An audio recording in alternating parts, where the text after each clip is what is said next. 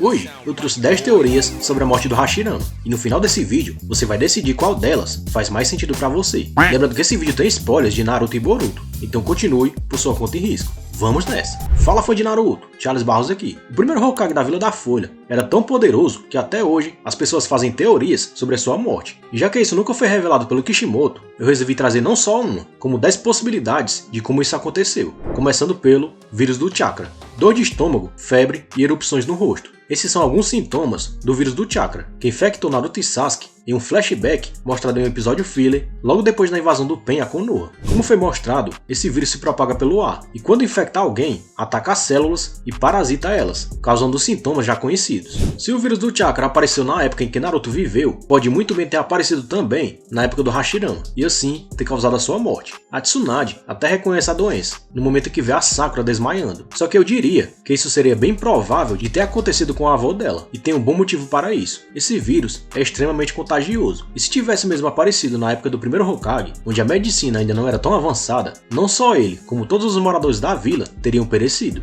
Doença do Hagoromo. A doença do Hagoromo é uma anomalia rara que afeta a capacidade da pessoa de mudar o seu próprio chakra. Ela ataca diretamente a rede de chakra, fazendo pressão em vários pontos que podem ir se fechando com o tempo. Os sintomas começam com a febre normal, mas depois é caracterizada pela falta de ar e dores no peito, semelhante a um ataque cardíaco. No universo de Naruto, só ouvimos falar de dois personagens que sofreram desse mal, o Hagoromo Otsutsuki e o Naruto Uzumaki, mas foi no Hokage que vimos de perto como essa doença pode ser devastadora. Felizmente, Sasuke e Sakura conseguiram encontrar a cura, que só foi possível através das chamadas partículas polares. Mas será que o Hashirama poderia ter tido essa doença? Eu diria que não, pois a principal causa dessa doença rara é ter por um longo período uma besta de cauda selada dentro do próprio corpo. Então seria mais fácil a Mito, a esposa do Hashirama, ter tido essa doença do que ele, para o Zetsu Negro. Como todos sabemos, no ápice da Quarta Grande Guerra Ninja, o Zetsu Negro passa a perna no Majubi dizendo que tinha manipulado todo mundo e que ele era a garota exemplar dessa história. Não sei você, mas pra mim, essa cena foi a pá de cal desse arco, que já estava bem ruim. Mas pela lógica, se o Hashirama atrapalhou de algum jeito a evolução dos planos da Kaguya, faria até sentido o Zetsu Negro dar cabo dele, como fez com o Madara. Só não me pergunte como isso poderia fazer sentido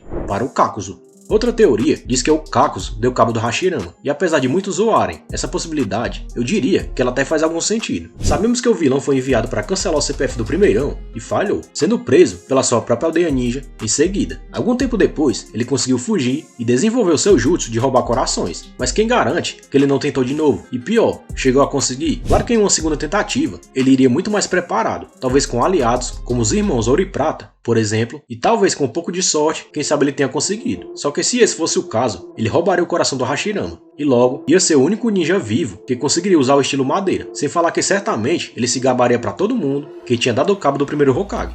Só que na minha opinião, eles nunca mais se encontraram. Para o Otsutsuki, Hashirama era tão forte que é difícil que tenha existido um ninja na sua época que pudesse derrotar ele, já que o próprio Madara sequer conseguiu. Mas podemos listar alguns poucos personagens que poderiam fazer isso, como talvez o seu filho, que nunca foi mostrado na história, ou até a sua esposa, que dominava jutsu de selamento como ninguém, por algum motivo desconhecido. Mas eu quero falar nesse tópico de outra possibilidade, um Otsutsuki. Quem garante que algum chifrudo não andou aprontando na época do Hashirama, e talvez tenha topado com ele, a ponto deles se enfrentarem até sobrar só um. E brecha existe para isso. Não para o Ishiki, que estava preso no corpo do Jigen, mas o próprio Momoshiki. Ah, mas o Momo nem apareceu em Naruto, e também não há sinal de nenhum Otsutsuki, além da Kaguya. É aí que você se engana. No episódio 463, no minuto 7:48, no canto superior direito da tela, aparece um castelo e uma montanha congelada. Isso acontece quando a Kaguya troca de dimensão para escapar do ataque do Sasuke e do Naruto. Acontece que esse castelo é justamente onde o Sasuke encontrou o Momoshiki e o Kinshiki anos depois, quando ele investigava mais sobre os Otsutsukis. Então se a Kaguya se teleportou para essa dimensão em sua luta final, é porque ela conhecia ela, e de algum jeito ele estava conectado a essa dimensão. Ou seja,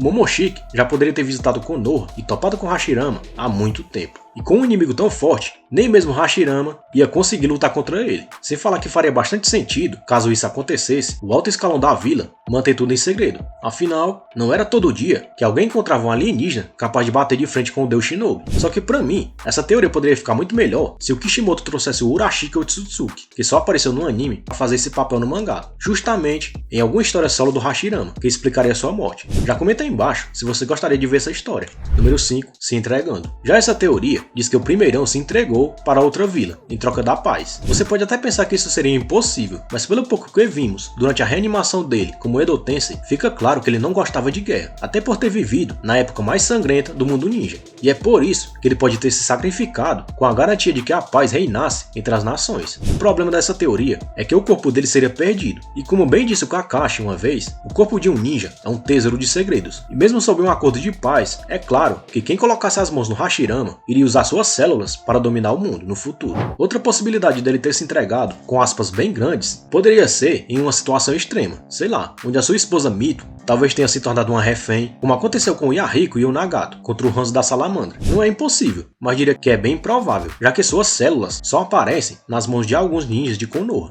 virando uma árvore. Essa teoria é outra vertente da hipótese anterior, e diz que ninguém acabou com Hashirama, mas que isso foi uma decisão total dele. Nesse cenário, ele viu que a sua própria presença no mundo ninja deixava a balança de poder muito desequilibrada, e em troca da paz, ele decidiu pôr um fim, assim mesmo, em sua própria vida, com a garantia de que as outras vilas não atacassem Konoha, deixando o posto de Hokage nas mãos de seu irmão, que era bem menos poderoso do que ele, mas ainda assim continuaria o seu trabalho muito bem. Com isso, ele mesmo, dentro de Konoha, até para evitar que o seu corpo caísse em mãos erradas, cancelou seu próprio CPF, bem ao estilo Danzo, para uma doença degenerativa. Devido ao volume de regeneração que o corpo do Hashirama passava, principalmente nas batalhas, alguns especulavam que suas células poderiam não se reconstruir exatamente como eram antes, e isso pode ter causado uma espécie de câncer nele, do qual foi impossível se livrar e se recuperar. As pessoas que acreditam nessa teoria argumentam que o possível câncer do Hashirama pode ser um fator que torna difícil que as células sejam transplantadas para outros corpos, e isso até tem um fundo de verdade. Lembra da experiência que criou o Yamato? Se não me engano, o Orochimaru pegou 100 bebês e transplantou as células do primeiro Hokage neles, a fim de descobrir se as crianças eram capazes de usar o Mokutun,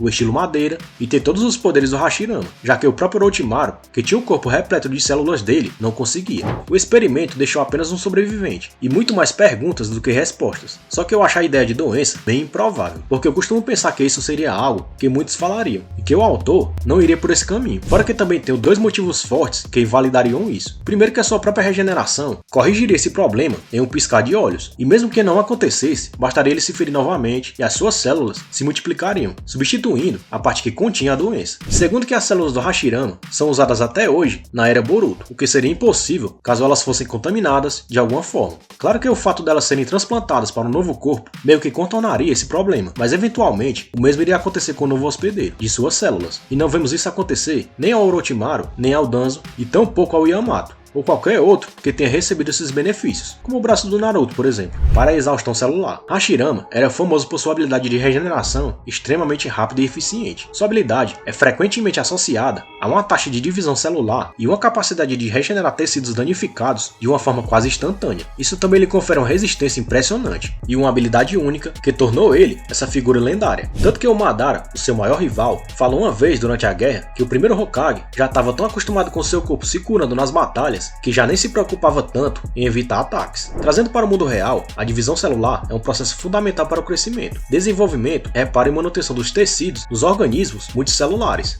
Assim como as células em um organismo saudável têm mecanismos de controle rigorosos para evitar a divisão descontrolada, a habilidade do Hashirama de se regenerar rapidamente sugere que ele também possui esse mecanismo especializado para coordenar a divisão celular e controlar a regeneração dos tecidos. E a prova disso é ele conseguir reconstruir um membro perdido exatamente como era antes, e não, sei lá, regenerar um braço onde existe uma perna. Porém, mesmo com esse regulador, é um fato que até mesmo o processo de divisão celular tem um limite, pois à medida que as células se dividem, elas se tornam menores, e por causa da velocidade e frequência com que isso acontecia com o Deus Shinobi, o seu corpo pode ter ficado em uma situação insustentável, e o seu maior trunfo pode ter se tornado o seu maior pesadelo. Essa divisão celular excessiva poderia ter levado à formação de tecidos anormais, tumores ou até mesmo uma perda de controle sobre a forma física do corpo do Hashirama, e assim a sua morte. Diferente do que poderia acontecer com o Naruto, por exemplo, já que a sua regeneração era devido ao chakra da Kurama, Hashirama, que produzia novas células do nada, o que é bem diferente do modelo de divisão celular. Por isso que aquele laser da Delta, lá em Boruto, seria letal contra o Hashirama,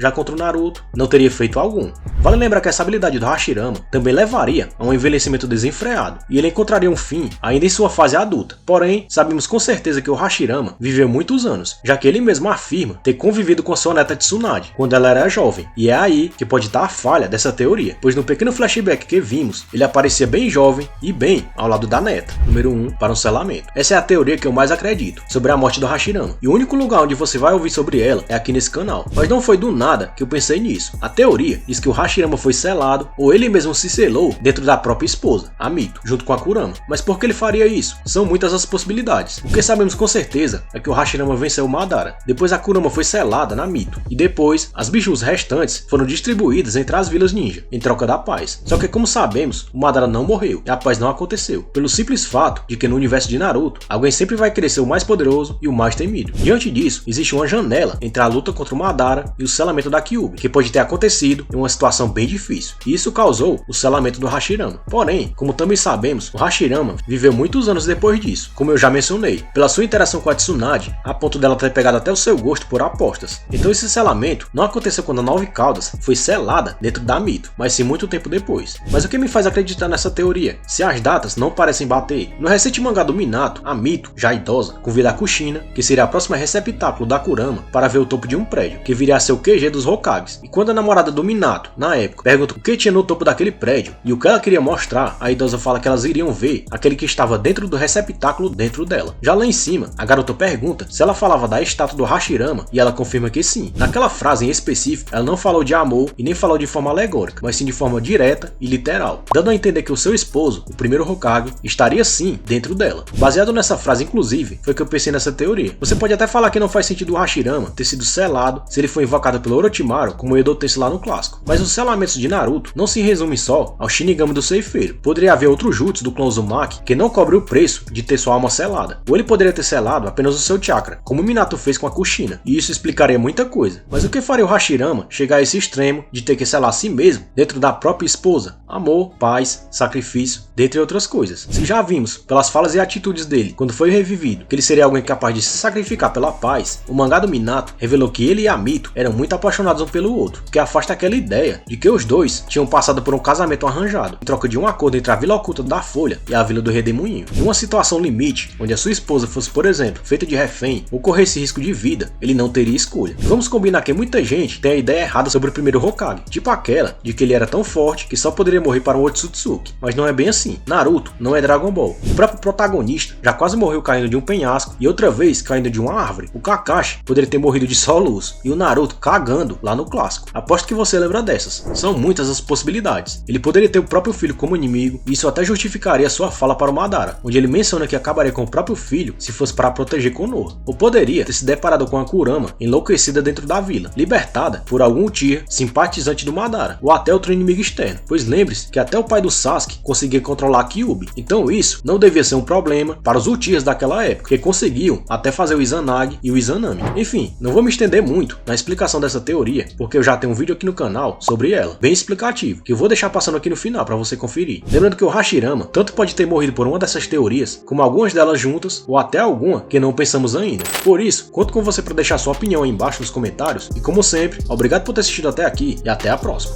Valeu!